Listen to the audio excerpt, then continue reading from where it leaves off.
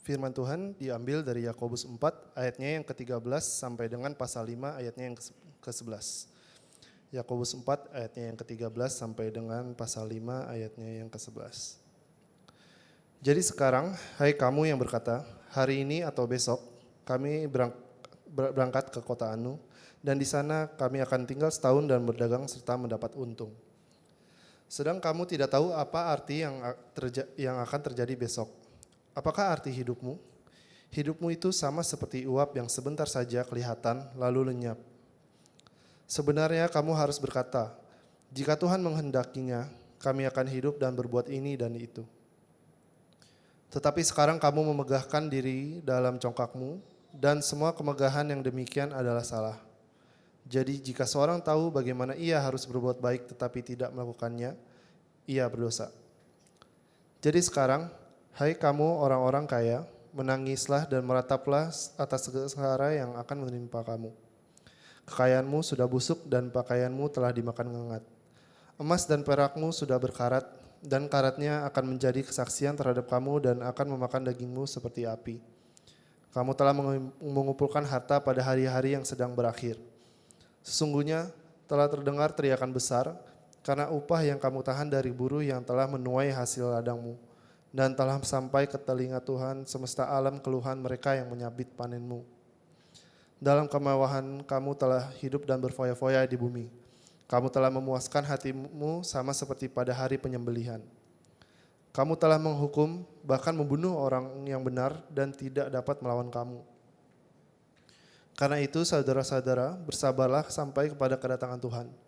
Sesungguhnya petani menantikan hasil yang berharga dari tanahnya dan ia sabar sampai telah turun hujan musim gugur dan hujan musim semi. Kamu juga harus bersabar dan harus meneguhkan hatimu karena kedatangan Tuhan sudah dekat. Saudara-saudara, janganlah kamu bersungut-sungut dan saling mempersalahkan, supaya kamu jangan dihukum. Sesungguhnya hakim telah berdiri di ambang pintu. Saudara-saudara, turutilah teladan penderitaan dan kesabaran para nabi yang telah berbicara demi nama Tuhan. Sesungguhnya kami menyebut mereka berbahagia, yaitu mereka yang telah bertekun. Kamu telah mendengar tentang ketekunan Ayub dan kamu telah tahu apa yang pada akhirnya disediakan Tuhan baginya. Karena Tuhan Maha Penyayang dan penuh belas kasihan. Demikianlah firman Tuhan. Mari kita berdoa. Allah Bapa di surga, kami mengucap syukur atas kesempatan yang Kau berikan kepada kami di sini untuk berkumpul, memuji nama-Mu, menyembah Engkau, ya Tuhan. Kini tiba saatnya kami mendengar firman-Mu diberitakan, kiranya Engkau buka telinga, pikiran, dan hati kami, supaya kebenaran yang ditanam ini boleh berbuah dalam kehidupan kami. Dalam nama Yesus Kristus Allah kami yang hidup, kami berdoa. Amin. Shalom saudara sekalian, perkenalkan nama saya Oswin. Saya adalah salah seorang pelayan penuh waktu di Covenant City Church, yaitu satu sister church dari GPC yang beribadah di Menteng. Nah saudara, hari ini kita akan bicara tentang salah satu hal yang menurut saya itu paling membingungkan yang pernah diajarkan kepada saya selama saya menjadi orang Kristen. Jadi gini, dari kecil saya diajarkan bahwa kita harus menyeimbangkan antara satu sisi kita berserah kepada Tuhan, dan di sisi lain kita mengusahakan yang terbaik yang kita bisa. Sorry, ini mic-nya agak gema ya. Gitu, berserah kepada Tuhan dan mengusahakan yang terbaik yang kita bisa. Saya ingat dulu ya, waktu masih SD, saya pernah diajarin untuk berdoa dan berserah kepada Tuhan supaya bisa dapat nilai yang bagus. Tapi di sisi lain saya diingetin kalau ini bukan tiket saya untuk bisa bermalas-malasan gitu ya.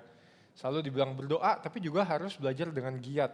Kan saya jadi bingung, kalau saya percaya sama Tuhan dan sudah berserah, kenapa saya masih perlu usaha keras lagi gitu ya. Dan di sisi lain, kalau memang masih harus berusaha keras, namanya bukan berserah dong ya.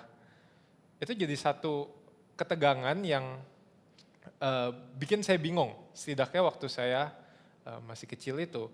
Kayak jadi harus gimana, apakah saya harus 30% berserah, 70% berusaha gitu, atau 50-50 gitu, setengah berusaha, setengah berserah. Saya nggak tahu bagaimana dengan saudara sekalian, tapi buat saya sendiri, saya mengumuli pertanyaan ini cukup lama, bahkan jauh setelah saya beranjak keluar dari masa kanak-kanak. Jadi hari ini kalau saudara punya pertanyaan yang sama atau mungkin bernada yang sama, teks kita hari ini akan mengajarkan kita bahwa kunci supaya kita bisa memahami dinamika antara berusaha dan berserah ini, supaya kita bisa paham dengan tepat, satu hal yang harus kita miliki adalah perspektif yang benar ketika kita melihat kehidupan. Perspektif apa ini? Kenapa perspektif ini spesial? Inilah yang akan kita pelajari dan setidaknya ada 3 hal yang saya mau tunjukkan dari teks kita hari ini. 3 hal tersebut adalah, ini nadanya agak beda ya, 3 langkah menuju perspektif yang benar gitu dalam hidup berserah kepada Tuhan. Yang pertama, kita harus menyadari realita kekekalan. Yang kedua, menghindari pola pikir kelangkaan. Dan yang ketiga, itu mengadopsi pola pikir kelimpahan. Menyadari realita kekekalan, menghindari pola pikir kelangkaan, dan mengadopsi pola pikir kelimpahan. Kita akan langsung masuk ke poin yang pertama. Nanti kita akan paham kenapa poinnya jadi kayak gini namanya ya. Kita masuk poin yang pertama. Poin 1, menyadari realita kekekalan. Saudara, kalau kita perhatikan teks hari ini, kalau saudara bisa buka liturgi yang ada di QR Code itu, tampak bahwa nada bicara Yakobus kepada pendengarnya itu lumayan ketus ya. Kalau kita lihat di ayat 13-17, Yakobus itu memberikan teguran kepada para pedagang yang merencanakan bisnis trip mereka untuk mencari cuan. Tegurannya tajam sekali pula ya. Masa seorang yang membuat rencana untuk pekerjaan, dikatain hidupnya seperti uap. Gitu ya, orang lagi buat rencana terus bilang, ngapain hidupmu seperti uap, sebentar ada, sebentar hilang. Nah, kalau kita perhatikan lagi, sebenarnya kenapa ya, kalau kita tanya kepada Yakobus gitu, kenapa dia harus begitu agresif, apa sih yang sebenarnya dia mau tegur, apakah seorang yang membuat perencanaan itu berarti dia melakukan sesuatu yang salah. Jadi kalau kita perhatikan dengan seksama, sebenarnya apa yang Yakobus tegur di sini bukanlah tindakan membuat perencanaan. Bukan juga niatan untuk mendapat untung, saudara, karena namanya pedagang, ya kerja untuk mendapat untung. Tapi justru Yakobus melihat ada sikap yang tidak benar yang dimiliki oleh para pedagang ini dalam perencanaan mereka. Para pedagang ini digambarkan Yakobus merencanakan bukan hanya kemana mereka mau pergi dan berapa lama mereka mau menetap, tapi mereka juga berasumsi bahwa mereka dapat mengatur hasil atau outcome dari perencanaan mereka ini. Mereka bilang, besok kami akan berangkat ke kota Anu. Kota Anu ini bukan nama kota ya, saudara, maksudnya satu kota lah gitu. Di sana kami akan tinggal setahun dan berdagang serta mendapat untung. Mereka rencanakan bukan hanya apa yang mereka melakukan, tapi juga sampai hasilnya mendapat untung. Padahal kan namanya orang berdagang nggak tahu ya untung atau enggak gitu. Nah, sikap inilah yang mau ditegur oleh Yakobus. Karena Yakobus melihat tindakan ini mencerminkan sikap hati yang merasa diri mampu mengendalikan segalanya dan mengatasi ketidakpastian. Bahwa diri mereka lah yang menguasai kehidupan mereka masing-masing. Inilah sebabnya Yakobus kemudian memperingati orang-orang yang memiliki sikap demikian dengan kenyataan bahwa kehidupan manusia ini fana. Nah, fana kalau saudara belum pernah dengar, fana itu bukan artinya tidak berguna, tapi fana itu artinya sementara saja. Dan saya pikir Yakobus tidak berlebihan ketika dia bilang hidup manusia ini seperti uap.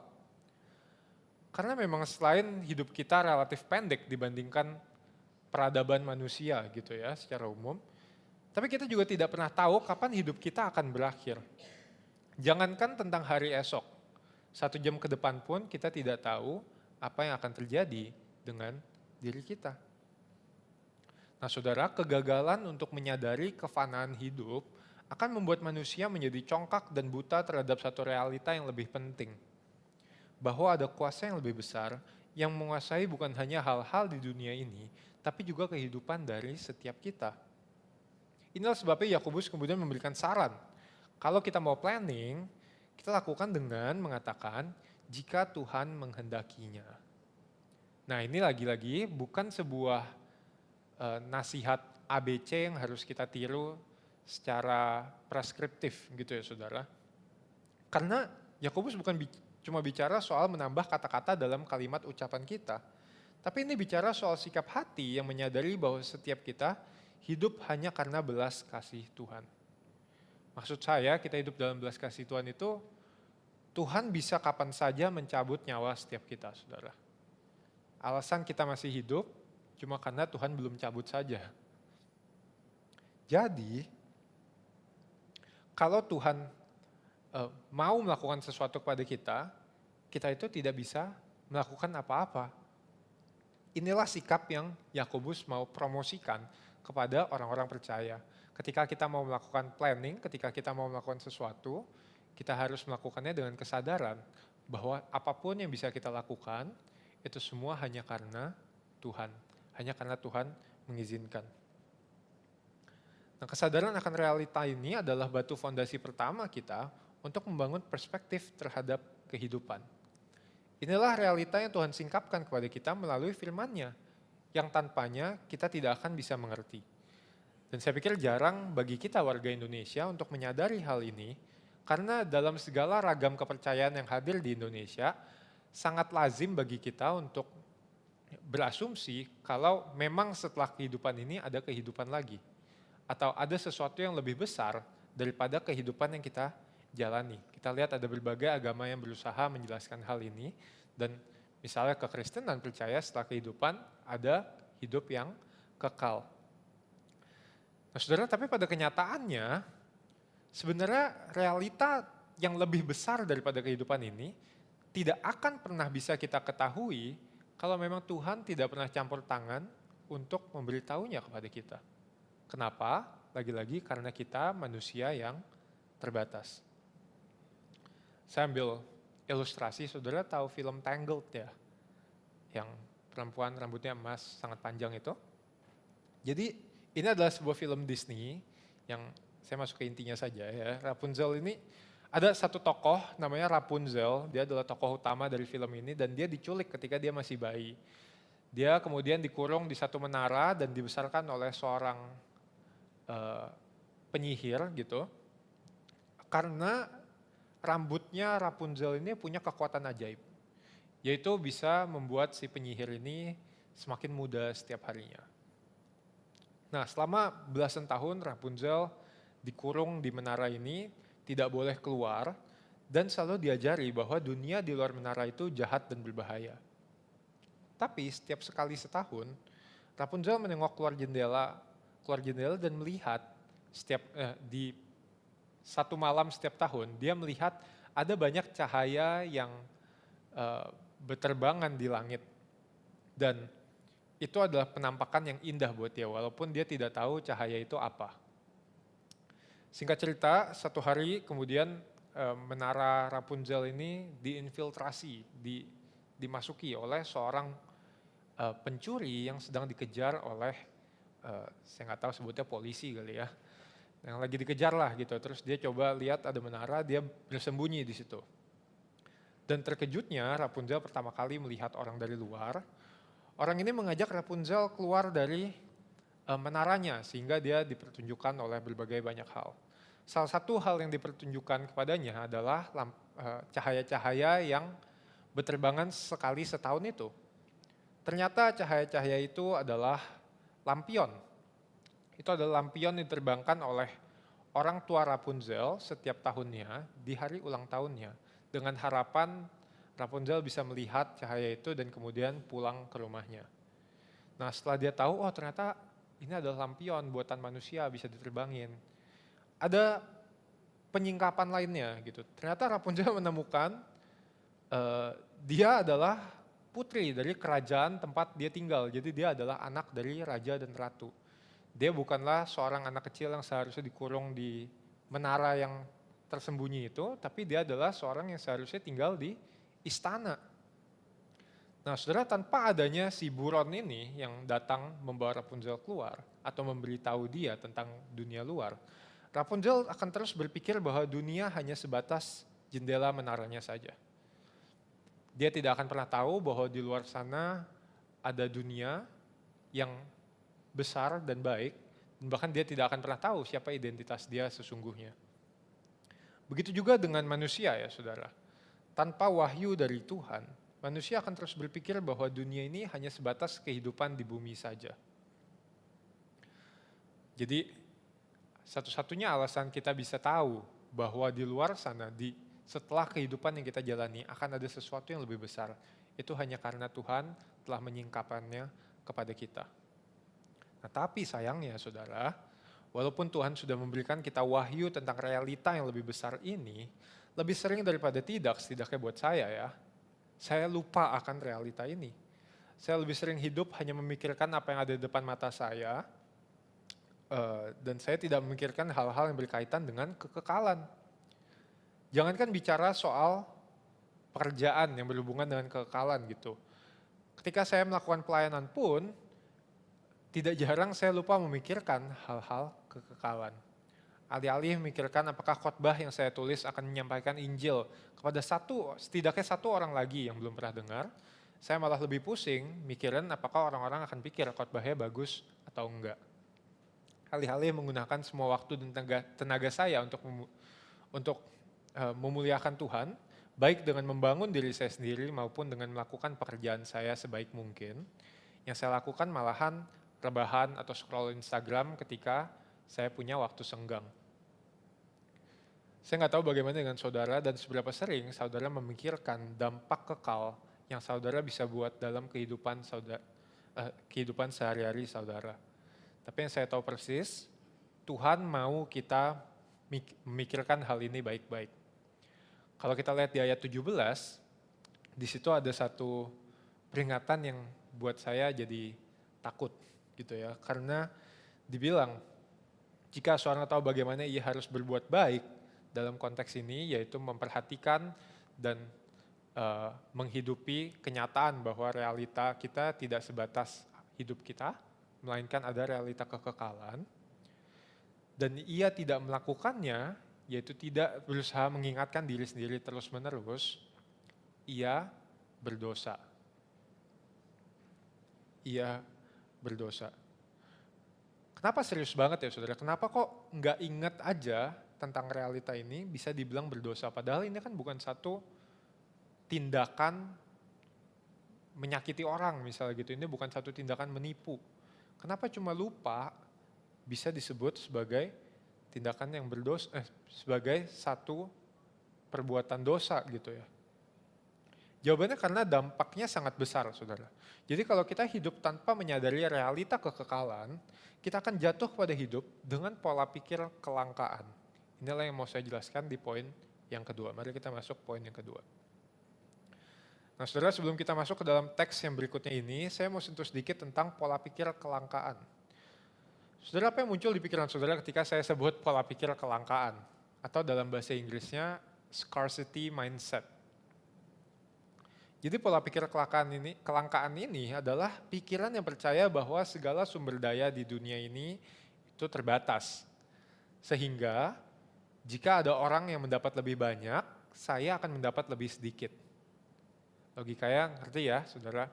Kalau ada kue 3, lalu Joshua ambil 2, saya cuma bisa ambil 1. Itu pikirannya karena sumber daya di dunia ini terbatas. Akibatnya, kalau saya mau bertahan hidup, yang harus saya lakukan adalah berkompetisi atau saya menimbun sebanyak-banyaknya untuk di masa depan.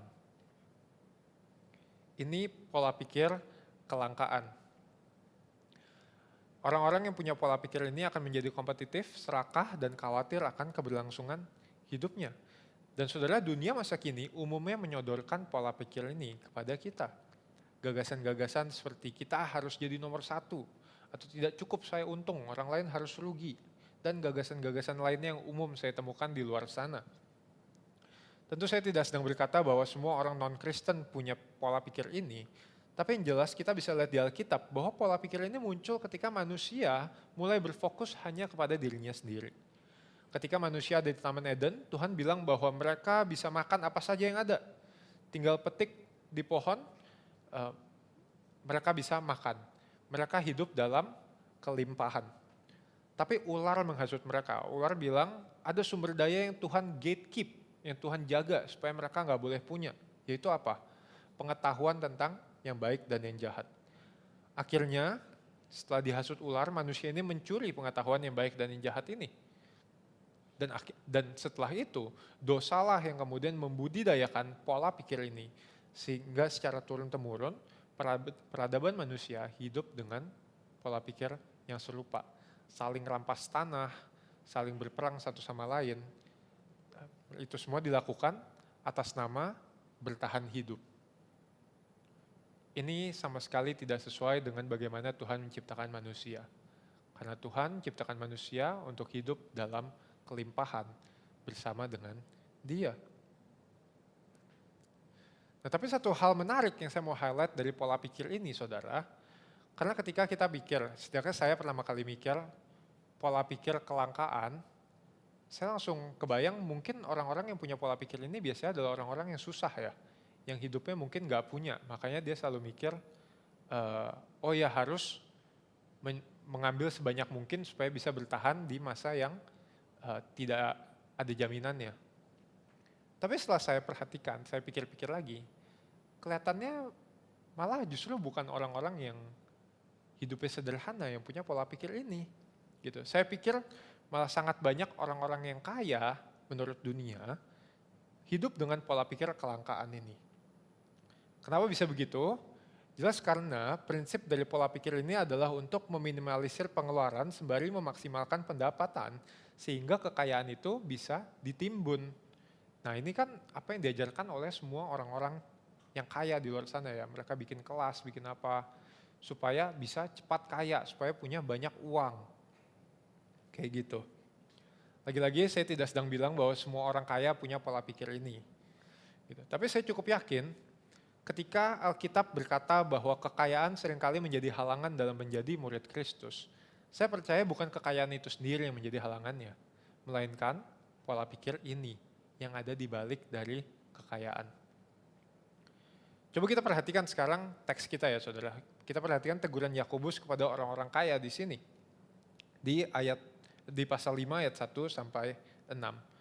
Kalau kita lihat konteks keseluruhan dan nada dari bagian ini, kita akan menemukan bahwa bagian ini sangat gelap. Kalau saudara lihat di akhir dari ayat 3, gambaran yang coba dilukis oleh Yakobus di bagian ini adalah gambaran tentang hari penghakiman atau di zaman akhir. Di sini Yakobus memperingati bahwa orang-orang kaya yang telah salah menaruh waktu dan tenaga mereka telah mengumpulkan apa yang tidak berarti di masa penghakiman ini. Orang-orang kaya ini yang ditegur berpikir bahwa kekayaan dan pakaian mereka yang akan menolong mereka untuk bertahan hidup, emas dan perak mereka yang akan menjadi hal berharga yang bisa menolong mereka. Nyatanya pada hari penghakiman itu semua tidak berarti. Pakaian yang mereka miliki busuk dan rusak dimakan ngengat, emas dan perak yang mereka punya kehilangan nilainya karena berkarat, dan banyaknya harta mereka telah menjadi kesaksian akan lalimnya hati mereka. Mereka punya hati yang rela mengorbankan orang lain demi mengumpulkan harta. Keserakahan yang menutupi belas kasihan telah membuat orang-orang kaya ini berani bukan hanya memanfaatkan orang-orang miskin, melainkan juga mematikan mereka demi keuntungan. Kepada orang-orang inilah penghakiman menanti. Karena Tuhan semesta alam, Allah yang berkuasa dan maha adil itu, mendengar teriakan orang-orang yang tertindas. Saudara, saya pikir ini adalah gambaran yang sangat akurat tentang seseorang yang hidup dengan menuangkan seluruh tenaga dan usaha mereka, namun tidak mengandalkan Tuhan. Mereka rela melangkahi nilai dan ajaran Tuhan demi mencapai apa yang mereka anggap baik. Sama seperti orang-orang di poin sebelumnya, mereka merasa diri mereka sajalah, mereka merasa cukup diri mereka saja untuk yang bisa menjaga kehidupan mereka sendiri. Mereka tidak perlu bantuan dari manapun atau siapapun. Surat teguran Yakobus kepada orang-orang ini itu berguna untuk dua sosok yang berbeda. Tapi saya pikir setiap kita orang percaya perlu paham kedua model teguran ini karena ini akan sangat berguna dan baik untuk kita menjalani hidup. Untuk mereka yang pertama, untuk mereka yang hidup dalam kelimpahan materi, punya pekerjaan baik dan masa depan yang tampak begitu cerah, Yakobus memperingati, berhati-hatilah agar dunia ini tidak menjadi pegangan hidupmu, karena sesungguhnya kedatangan Kristus itu sudah dekat. Dan harta dunia itu tidak akan ada artinya di masa penghakiman nanti. Malahan, harta itu bisa menjadi jerat yang membawa hukuman. Di sisi lain, bagi mereka yang hidup dalam kekurangan, mereka yang dirugikan karena orang-orang serakah di luar sana. Ketika kamu melihat orang-orang dunia hidup dengan segala caranya untuk menimbun kekayaan, dengan segala kisah suksesnya mereka, engkau tidak perlu iri.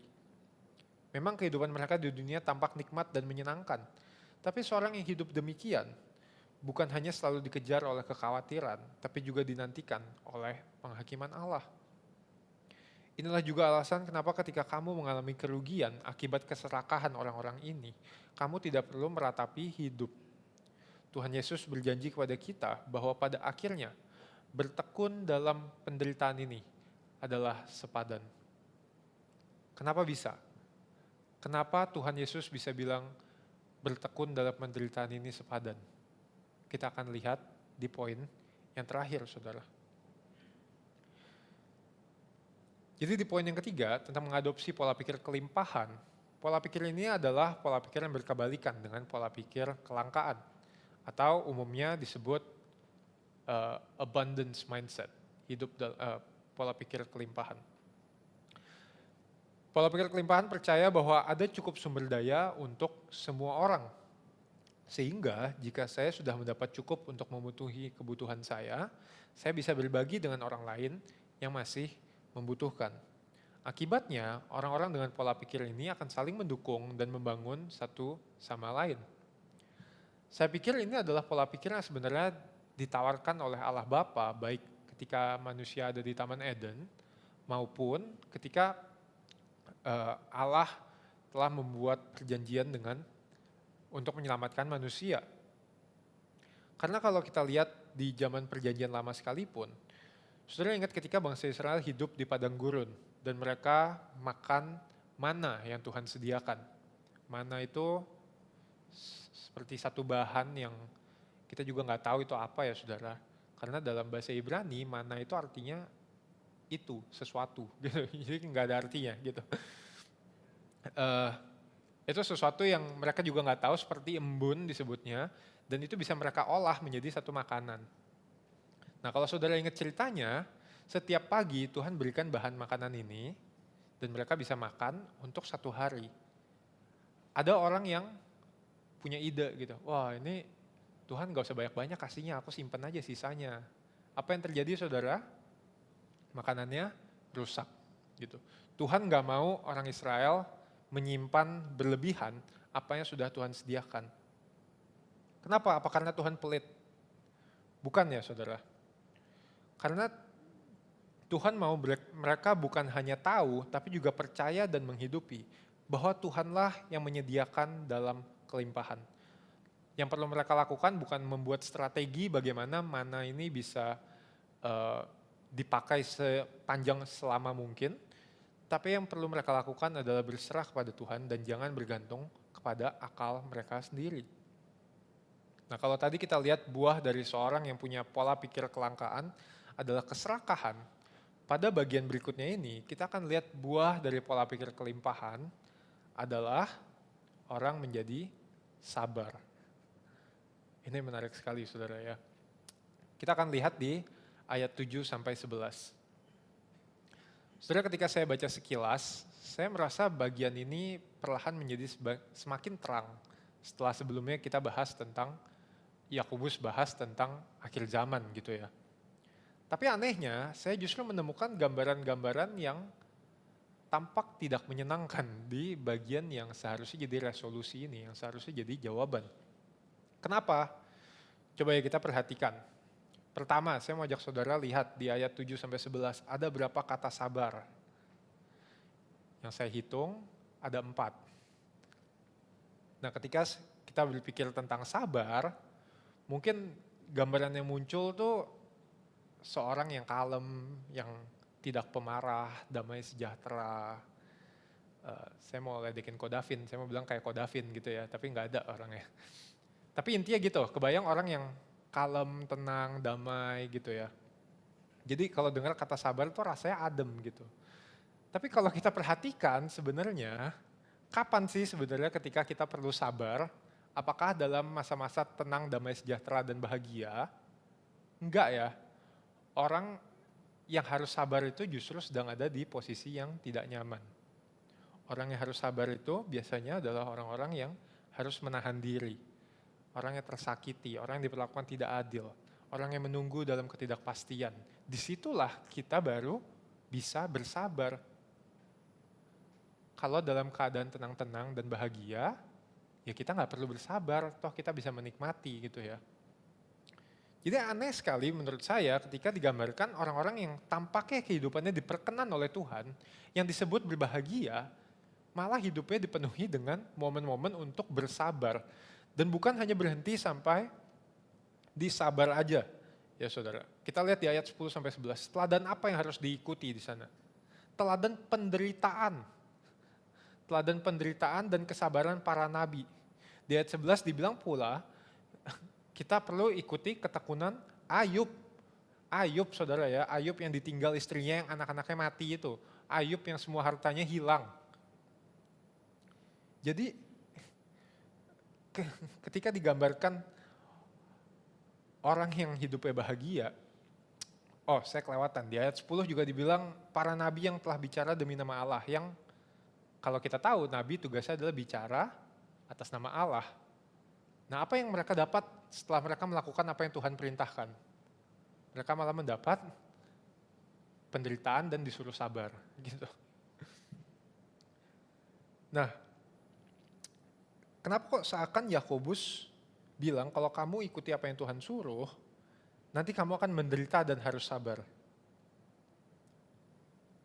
Kenapa sepertinya upah yang Tuhan berikan untuk orang-orang yang mau hidup sesuai dengan kehendaknya adalah penderitaan dan harus bersabar.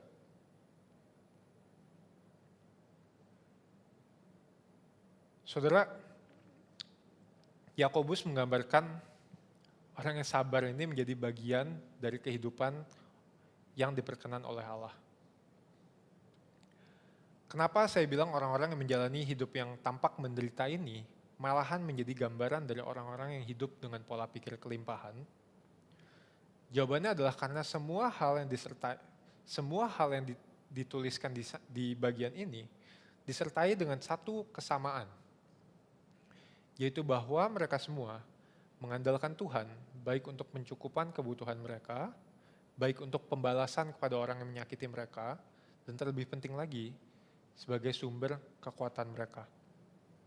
Mereka disebut berbahagia atau secara literal makarios, diberkati, bukan karena mereka punya berkat materi, bukan karena jalan hidupnya enak, tapi karena mereka punya Allah Bapa yang menjadi backing mereka. Dan saudara, hari ini PR kita sebagai pengikut Kristus adalah untuk bermigrasi. Kita harus meninggalkan pola pikir kelangkaan yang telah diajarkan dunia kepada kita selama bertahun-tahun, dan kita mulai mengadopsi pola pikir kelimpahan yang tidak natural bagi kita. Barulah setelah kita mengadopsi pola pikir ini, kita akan bisa menerima kedamaian yang Kristus tawarkan. Dan ini bukan sebuah syarat ya, saudara. Bukan kita harus berpikir seperti ini baru Kristus mau kasih kedamaian. Tapi ini adalah sebuah konsekuensi. Sama seperti kalau kita nyemplung ke dalam air, konsekuensinya adalah basah. Bukannya prasyarat gitu loh. Tapi ini adalah sebuah konsekuensi. Saya kasih contoh, menurut saya ini adalah satu contoh yang paling nyata tentang pola pikir kelangkaan dan kelimpahan dalam kehidupan Kristen, yaitu perihal persembahan atau perpuluhan. Nah, sebelum saudara melabel saya mau menghasut, saya tidak berusaha menghasut saudara untuk memberi lebih ya.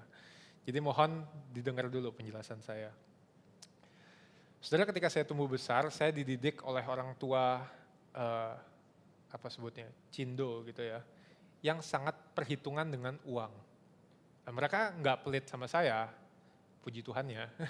Tapi semua hal yang mereka lakukan itu dikalkulasikan supaya bisa cuan maksimal. Akhirnya hidup di rumah tangga yang seperti ini, saya juga ketularan punya pola pikir yang sama gitu. Nah, untuk waktu yang sangat lama, sejak saya mulai dipercayakan untuk mengelola uang jajan bulanan, saya diajarkan oleh mama saya untuk mulai memberikan perpuluhan ke gereja, yaitu 10% dari uang jajan bulanan saya. Nah, disinilah pola pikir kelangkaan itu muncul gitu ya. Karena saya merasa memberi perpuluhan itu seperti bayar pajak. Kenapa kok saya harus membagi uang yang bisa saya gunakan untuk diri saya, malah harus saya kasih ke gereja? Tapi karena saya takut kena tulah, dan saya juga hormat dengan perintah mama saya, jadi saya terus berikan perpuluhan itu setiap bulan, walaupun kadang dengan berat hati gitu ya saudara. Tapi satu kali saya dengar ada satu khotbah yang memberikan penjelasan yang sangat bagus tentang perpuluhan ini. Saya mau curi ilustrasinya gitu ya. Saudara coba bayangkan saudara mau buka bisnis. Anggaplah bisnis padel gitu ya, buka lapangan padel. Terus tiba-tiba ada teman saudara yang datang dan menawarkan, mau nggak nih gue modalin, gue invest 10 miliar. Gitu. Terus balikinnya gimana? Oh tenang aja, lu cuma perlu balikin 10% dari keuntungannya. Deal yang bagus nggak saudara? Saudara tidak keluar uang, bisa dapat bisnis, keuntungannya cuma perlu bagi 10%. Deal yang sangat bagus ya. Tapi, kalau tadi kita lihat sebelumnya dengan pola pikir yang salah, 10% tampak sangat besar. Kenapa? Apa yang bikin beda? Ini sama-sama letting go atau menyerahkan 10% dari apa yang bisa jadi bagian kita. Kenapa yang satu bisa tampak seperti bayar pajak dan dilakukan dengan berat hati, tapi di sisi lain memberikan 10% ini tampak seperti deal yang sangat bagus? Jawabannya adalah karena yang pertama merasa bahwa pendapatannya adalah hak miliknya karena dia layak, entah karena dia baik, karena dia kerja atau apapun. Tapi yang kedua, percaya bahwa alasan dia bisa mendapatkan keuntungan itu bukan karena apa yang dia punya. Sebenarnya yang layak mendapat keuntungan itu adalah si investor itu. Tapi investor ini berbaik hati dan memberikan 90% dari keuntungannya untuk si orang ini. Oleh sebab itu, jadi berapapun keuntungan yang dia dapat, itu adalah anugerah. Saudara kelihatan beda pola pikirnya ya. Sama-sama memberikan 10%, tapi dengan pola pikir kelangkaan di mana kita harus menimbun kekayaan sebanyak mungkin untuk diri kita, 10% tampak sangat besar. Tapi di sisi lain, ketika orang ini tahu apa yang dia punya bukan punya dia sebenarnya, tapi itu adalah sebuah titipan. 10% itu tampak jadi sangat kecil. Saudara, pergeseran pola pikir inilah yang menjadi kunci bagaimana kita bisa mendamaikan hidup dengan usaha yang penuh sambil berserah kepada Tuhan. Karena berserah kepada Tuhan itu beda dengan nyuruh Tuhan kerja. Ini bukannya kita lontang-lantung dan Tuhan yang kerjain semuanya buat kita. Tapi berserah kepada Tuhan itu tentang melepaskan kendali akan arah hidup kita dan mulai mengikuti arahan Tuhan kemanapun Ia arahkan. Dalam perjalanannya, kekuatan dan kedamaian dalam Kristus tidak hadir dalam bentuk harta kekayaan atau berkat yang seperti dipahami oleh dunia. Tapi kekuatan dan kedamaian dalam Kristus hadir ketika kita mengalami kenyataan bahwa Kristus dapat kita andalkan. Kenapa saudara mengadopsi pola pikir kelimpahan, berpikir bahwa kita tidak perlu menimbun dan kita bisa berserah kepada Tuhan? Bukanlah satu hal yang naif. Kenapa ini bukan suatu tindakan mengikut suatu kepercayaan dengan buta, saudara? Jawabannya karena Tuhan Yesus. Tuhan Yesus yang membuat tindakan ini bukan seperti kita mengikuti kepercayaan dengan buta. Karena Tuhan Yesus bukan hanya berjanji dan membuktikan bahwa Ia menepati janjinya, melainkan Tuhan Yesus sudah bayar harga di atas kayu salib. Ia beli kita dengan darahnya, sehingga kita dibebaskan dari dosa. Ingat, sumber dan penyebab dari kelangkaan itu adalah dosa. Dan kita telah dibebaskan dari kekuatan dosa itu. Kini kita tidak lagi ada di bawah belenggu dunia dosa. Kini kita tidak perlu lagi hidup mengikuti aturan main dosa. Tapi kini kita diundang untuk hidup di dalam Dia, di dalam Tuhan, dalam segala kelimpahannya. Kematian Kristus menjadi bukti kasih Kristus kepada kita, bahwa kita ada di pihak yang sama dengan Dia.